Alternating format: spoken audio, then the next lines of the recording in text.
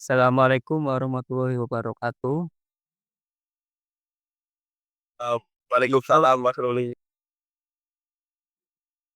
Di sini kami dari kelompok 9 mau mempresentasikan makalah makalah kita yang berjudul Strategi Implementasi P3 yang disusun oleh yang pertama mohon perkenalan terlebih dahulu Mas Tegar. Ya, istilahnya ini loh. Perkenalkan, nama saya Tegar Lukman Hakim. NIM G1312 salah 0014. Terima kasih. Yang kedua Mas Hendri. Perkenalkan nama saya Edi Septa Maulana. Yang G13123016.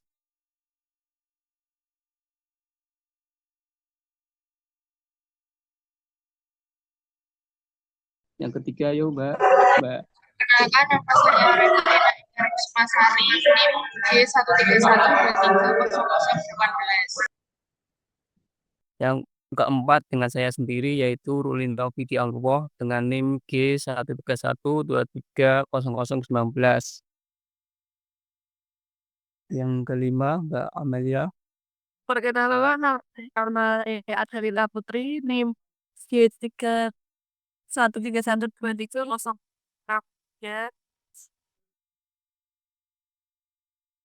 Yang pertama itu latar belakang. Latar belakangnya adalah Edil telah mengalami beberapa evaluasi sejak pertama kali diperkenalkan dengan versi 3 menjadi salah satu iterasi yang paling banyak diadopsi dan diimplementasikan oleh organisasi di berbagai industri. Edil versi 3 yang diperkenalkan pada tahun 2007 dan diperbarui pada tahun 2011 menawarkan pendekatan yang lebih holistik dan berorientasi pada siklus hidup dalam manajemen layanan IT. Meskipun IT versi 3 menawarkan banyak keunggulan, tapi implementasinya masih menghadapi berbagai tantangan yang perlu diatasi dengan strategi yang tepat. Kompleksitas kerangka kerja, resistensi terhadap perubahan, dan kebutuhan akan perubahan budaya organisasi adalah beberapa tantangan yang sering dihadapi oleh organisasi dalam proses implementasi. Hal ini semakin menekankan pentingnya implementasi ITIL versi 3 yang efektif untuk memastikan bahwa organisasi dapat tetap kompetitif dan responsif terhadap perubahan kebutuhan bisnis dan teknologi. Dalam konteks ini, memahami strategi implementasi ITIL versi 3 yang efektif menjadi sangat penting. Strategi yang tepat tidak hanya akan membantu organisasi mengatasi tantangan implementasi, tetapi juga memaksimalkan manfaat yang dapat diperoleh dari adaptasi kerangka kerja ini. Ada pendahuluan. Rumusan masalah. Satu, apa saja tantangan utama yang dihadapi organisasi dalam implementasi ITIL? Dua, bagaimana strategi yang efektif untuk mengatasi tantangan dalam implementasi ITIL? Ketiga, empat, dampak implementasi ITIL terhadap produktivitas, efisien, dan kualitas layanan IT organisasi.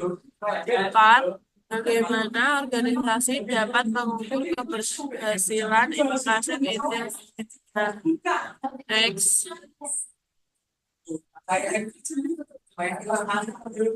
Pendahuluan. Tujuan penelitian. Satu, mengidentifikasi dan menganalisis tantangan utama dalam implementasi ITIL P3 di berbagai organisasi. Dua, merumuskan strategi yang efektif untuk mengatasi tantangan implementasi ITIL P3. Tiga, mengevaluasi dampak implementasi ketiga terhadap kinerja organisasi, termasuk produktivitas, efisien, dan kualitas layanan IT. 4. Mengusulkan metode dan indikator untuk mengukur keberhasilan implementasi ITIL V3. 5. Memberikan rekomendasi praktis bagi organisasi yang berencana atau sedang dalam proses implementasi ITIL V3.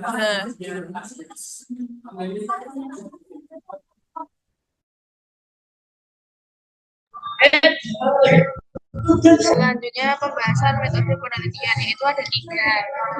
Pertama, wawancara mendalam dengan 20 manajer IT dari berbagai organisasi yang telah mengimplementasikan P3. Yang kedua, analisis dokumen terkait implementasi IT P3 dari 8 perusahaan berbeda. Yang ketiga, uji literatur dari jurnal akademik publikasi industri terkait implementasi IT3.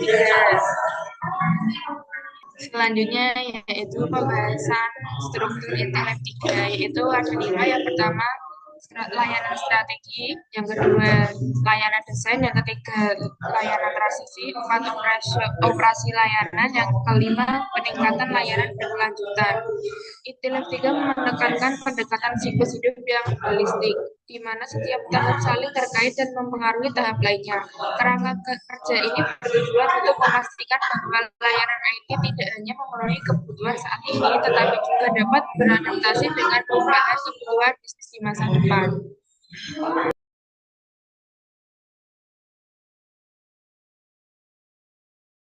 Selanjutnya pembahasan tentang tantangan implementasi ITIL V3.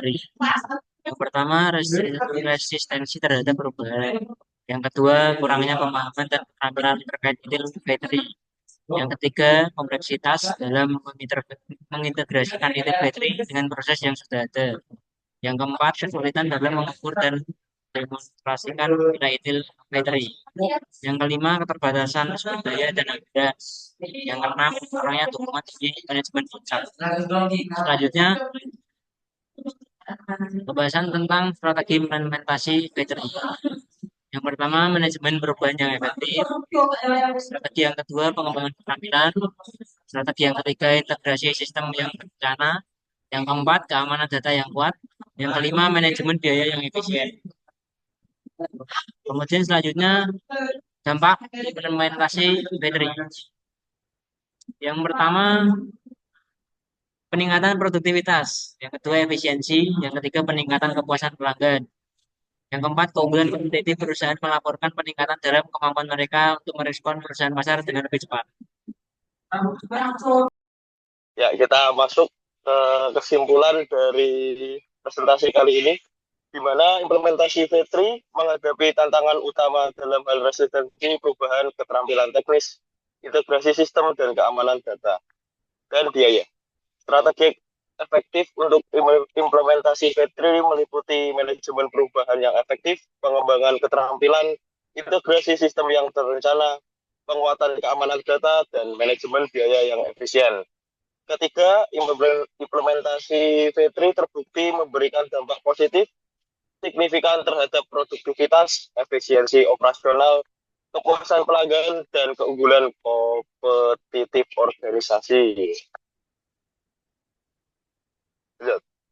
Saran untuk organisasi yang ingin mengimplementasikan V3 sebaiknya melakukan analisis menyeluruh terhadap kesiapan internal sebelum memulai proses implementasi. Kedua, pemerintah dan asosiasi industri perlu mendukung pengembangan keterampilan terkait implementasi V3 melalui program pelatihan dan sertifikasi.